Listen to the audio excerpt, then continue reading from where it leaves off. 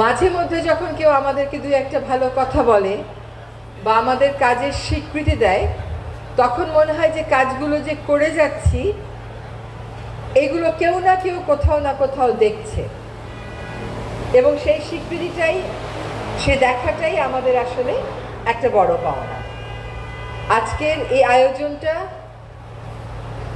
আমার জন্য এই জন্য আরো বেশি আনন্দের যে মঞ্জুরুল কিবরিয়া ভাইয়ের সাথে যখন হালদা নদীর কাজটা শুরু হয়, যেটা উনিও বলছিলেন, ওই প্রথম কর্মসূচিতেই আমার থাকার একটা সৌভাগ্য হয়েছিল।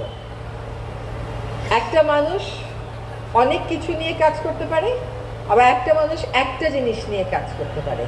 মঞ্জুরুল কিবরিয়া ভাইয়ের কাজের বৈশিষ্ট্য হচ্ছে উনি একটা জায়গায় ফোকাস করেছেন এবং এই বিষয়ের আদ্যপাদ্য সম্পর্কে উনি জানেন। এখন আর হালদা নদী নিয়ে অন্য কাউকে কাজ না করলেও চলবে। প্রায় যখন আমরা দেখি যে হালদা নদীতে কোনো একটা ভালো কিছু হয়েছে বা কোনো একটা খারাপ কিছু হয়েছে, মাঝে মধ্যে আমার আগের সহকর্মীরা আমাকে বলতো যে আমরা আপা একটা লিগ্যাল নোটিশ দিব। আমি বললাম দিতে লাগবে না, এটাতে মঞ্জুরুল কিবরিয়া ভাই আছে। আমরাও নিশ্চিন্ত হতে পারতাম যে একটা বিষয়ে উনি কাজ করছেন এবং এই বিষয়ে উনি ওনার যতটুকুন মনোযোগ দেয়া দরকার, যতটুকুন প্রচেষ্টা দেয়া দরকার, প্রয়াস দেয়া দরকার, সবটাই দেবেন। যার জন্য উনি এই বিষয়ে হালদা এবং মঞ্জুরুল কিবরিয়া আপনি আলাদা করতে পারবেন না।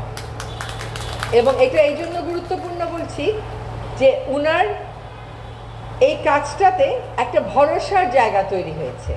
হ্যাঁ, আমাদের একটা অভ্যাস অনেক সময় হয়ে যায় যে কতগুলো ডলফিন মরলো এটা দিয়ে আমরা কাজ জাজ করি, কিন্তু এই কাজটা না হলে কতগুলো মরতে পারতো এটার আমরা চিন্তা করি না।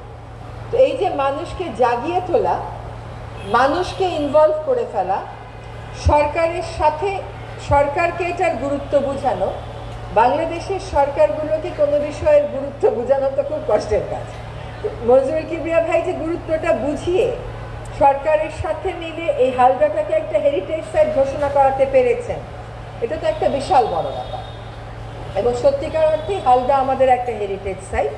সেই একইভাবে আমাদের সকল বড় বড় নদী আমাদের হেরিটেজ সাইট, কিন্তু কোনোটাতেই আমরা মনোনিবেশ করে কাজ করিনি বা সুরক্ষায় কাজ করিনি, বরং আমরা এটার দুর্দশা দেখতেই অভ্যস্ত হয়ে গেছি।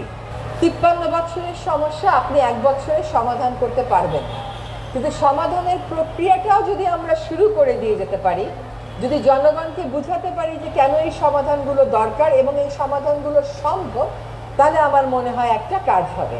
তো বাবু ভাইকেও বলছি এবং মঞ্জুরুল কিবরিয়া ভাইকেও বলছি, অন্য অনেক পরিচিত পরিবেশ কর্মীকে দেখতে পাচ্ছি এখানে, তাদেরকেও বলছি যে আমরা কতগুলো প্রায়োরিটি সেট করে চলেন একসাথে কাজের প্রক্রিয়াটা শুরু করি। যে কয়দিন আমি এই দায়িত্বে আছি সে কয়দিন আমাদের বন অধিদপ্তর, পরিবেশ অধিদপ্তর, পরিবেশ মন্ত্রণালয়, পানি সম্পদ যে মন্ত্রণালয় এবং বাংলাদেশ পানি উন্নয়ন বোর্ড, এগুলো যেন আপনাদের প্রতিষ্ঠানেই পরিণত হতে পারে। সরকার যেন আলাদা একটা সত্তা হয়ে না যায়, জনগণ বিচ্ছিন্ন, সেটা নিশ্চিত করার আমি সর্বোচ্চ চেষ্টা করব। আমি যে কোনো উন্নয়ন প্রকল্পে বলে দিয়েছি যে গণশুনানি না করে, জনমত যাচাই না করে আমার টেবিলে আনবেন না, আর জনমত যাচাইও যেন সত্যিকার অর্থেই জনমত যাচাই হয়।